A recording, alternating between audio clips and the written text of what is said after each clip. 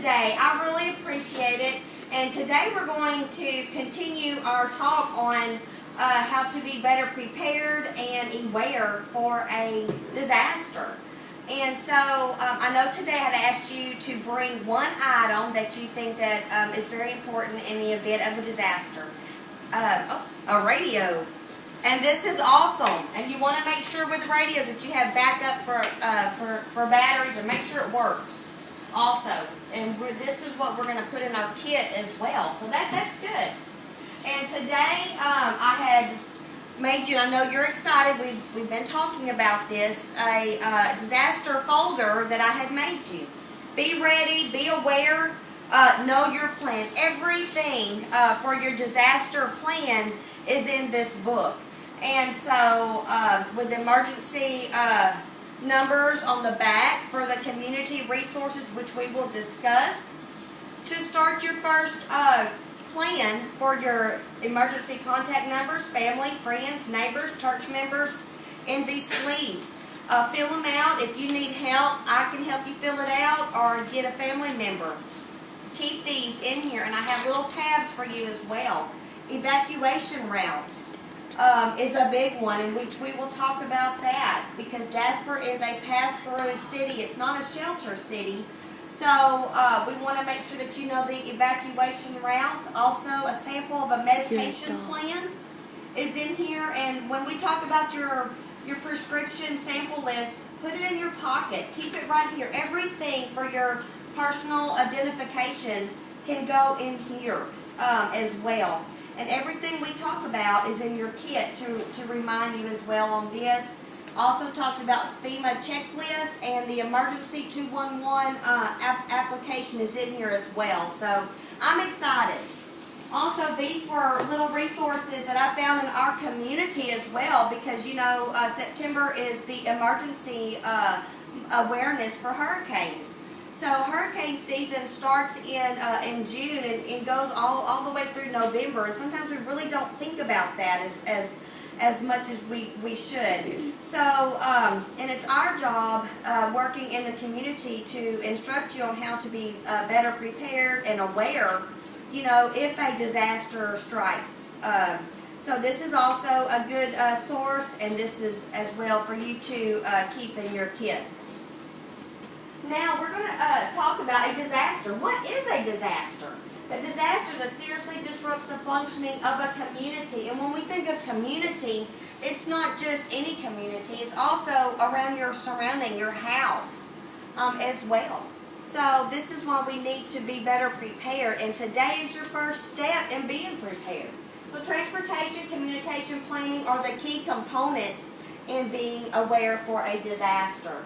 So now, and next we're going to discuss about the challenges living in the rural areas when disaster strikes. If you had to leave your home, would you leave your home? No, ma'am. No. Well, and also the key component is why you're here today is because you're on oxygen.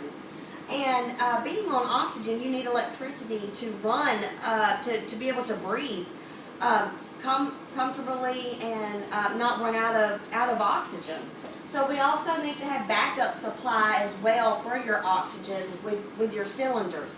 And also, living in a rural area, we have unrealistic views on evacuation. So today I'm hoping I can better inform you on how to be prepared and aware for a disaster and to safely seek shelter or evacuation, and also develop a lifeline communication with your support system as well. So next we're going to talk about the common disasters in our area. Well, sometimes we really don't think about these, but it's flooding, tornadoes, when your lights go out, you're out of your, you know, it's hard to use your oxygen if you don't have any electricity. So we need to at least have, you know, backup supply of 10 to 20 oxygen cylinders. If it's small, medium, large, have that supply in your home for your backup supply as well. So planning saves lives, and to develop a lifeline plan with your family and friends, church members for transportation and sheltering. Living in a rural area also is whenever you're in isolation. A lot of people don't have access to cell phones, internet. We may not have service with all these trees. Trees may be down. So that's why it's also very important to understand the importance of planning ahead for a disaster, because once a disaster strikes, the healthcare services is limited to meet the needs if you was aware for our resources. So next we're going to talk about developing a plan, and this is whenever your kit comes into play. You know, it's the most important step in planning. Is this something that that you are interested in doing? Developing a plan? Good. Okay, so we're going to develop our lifeline. Right now is your first step in this. We're going to, with family, friends, and church members. And next we're going to talk about finding your family members, your contact list, having a support system.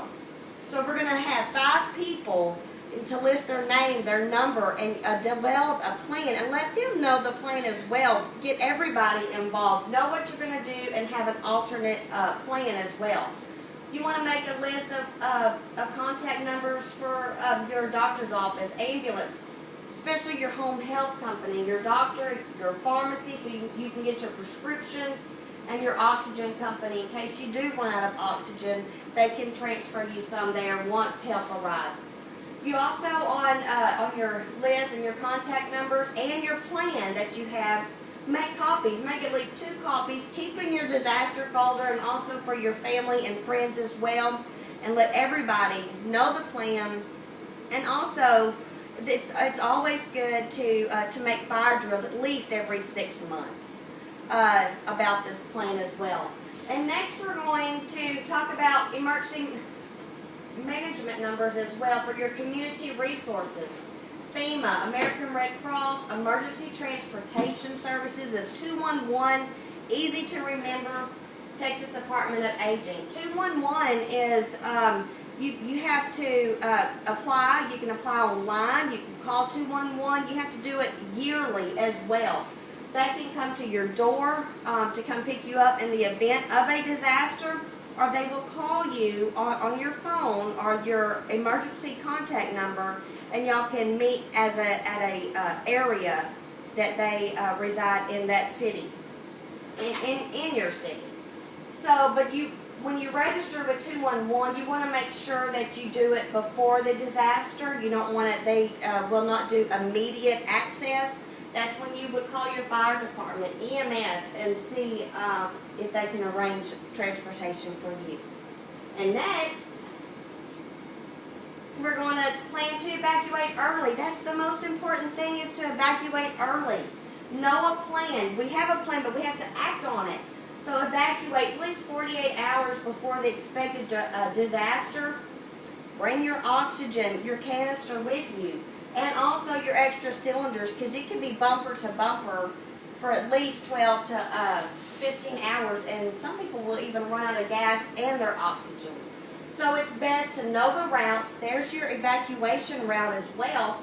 Know your route. Each of y'all know the routes, and also make sure your vehicles have plenty of gas so you do not run out of gas. But bring copies of your driver's license. That's where your folders come into play. Make copies of it, put it in your disaster folder of your driver's license, health insurance, Social Security, birth certificate as well. And the most important thing also is when you evacuate, make sure, put back some money, because the gas, the stores, the banks, the machines may not have enough, and they may be closed for whenever you do evacuate. It's going to be limited on funds.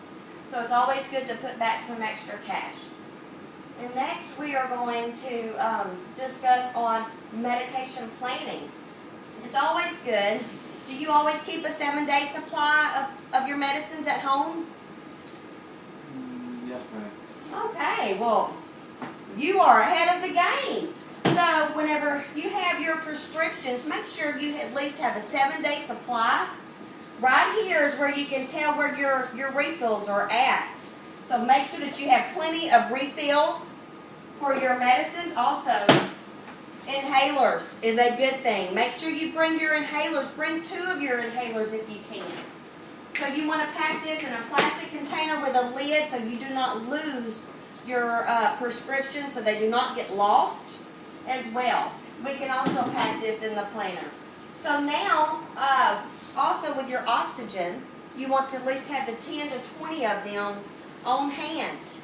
So bring these in your car as well. Make copies of your prescription sample list that I gave you with the allergies, medical history. All of that you can put in your disaster kit, and it's good for everybody to have a copy. That way y'all get separated in the means of evacuating or at a shelter. So next we're going to discuss, this is where everything comes into play, preparing for a disaster. I know it kind of seems overwhelming, but it will all go into play in an easy tote, a duffel bag. I would try to get something with wheels or a handle. So we need 1 gallon of water a day is what one person needs for 3 days.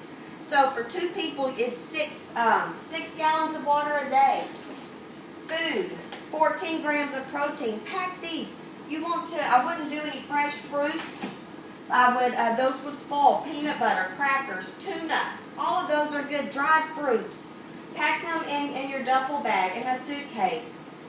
You want to use a can opener. Have a can opener on hand. Canned foods, packets of grape jelly. Keep it in a plastic tote, and to where you can also label them with the date that you did it, and also change it every 6 months. Know what you have in stock. Also, we want to, here's a flashlight, batteries. All of this can play right here. You can put it in your disaster bag. You're probably wondering what this is. This is my blanket. I already have mine packed of a blanket, a pillow, 3 days worth of clothes, shoes. I got personal items, brushes, soap, toothpaste. But with dentures, you want to make sure you get your dentures, toothpaste, hearing aids. You want to keep this available in your home as well, because you will need these. Sometimes we really don't think about that as well. With toilet paper, paper towels, gloves, and hand sanitizer and soap. So with that, also it's very important with your wheelchair, your walker. We need to bring those with us so we can function in our everyday lives as well. First aid kit. We need a first aid of alcohol swabs, of your Q-tips, gauze, anything in case a disaster was to, an injury was to occur. So just kind of know what you have on hand. This can also be packed in your kit. So we have everything right here, and everything is in your disaster folder. Also, blood pressure. You want to check your blood pressure. Bring your blood pressure cup with you as well. So all of these can help you in the event of a disaster. And all of this can be packed into this area or a suitcase and have it in a designated area in your home, easily to obtain as well. And next we are going to discuss pets, because pets are family too. So we want to make sure, and I know that you have a pet, so now we want to make sure, because whenever you go to 211, you cannot register of your pet. So you want to make sure that your pets, you want to find a safe place for your loved animal, and always make sure that you have a pet carrier as well. Now, if you have a service animal, you can bring that to the shelters, but with your loved pets that are not service animals, you will not be able to. So that's why we also have a disaster kit for our loved ones. Food. You want to pack water. You want to have ID tags for your loved one. Also, keep this by your disaster kit as well, to easily with a handle that you can easily pick up and go as well. So with the shelter or a hotel or motel, you want to see which one is pet friendly. You can call your vet as well, or make an outside contact to keep your dog safe, because our pets are family too. And with this will be for the rest of our presentation. I hope that you have, I've taught you some informative information regarding disaster awareness. So now we can actually say, are you ready? And you can say, yes, I am. I'm ready. And so I really appreciate your time and effort in coming out here today. And do you have any questions? No? Okay. Well, I appreciate your time. Thank you.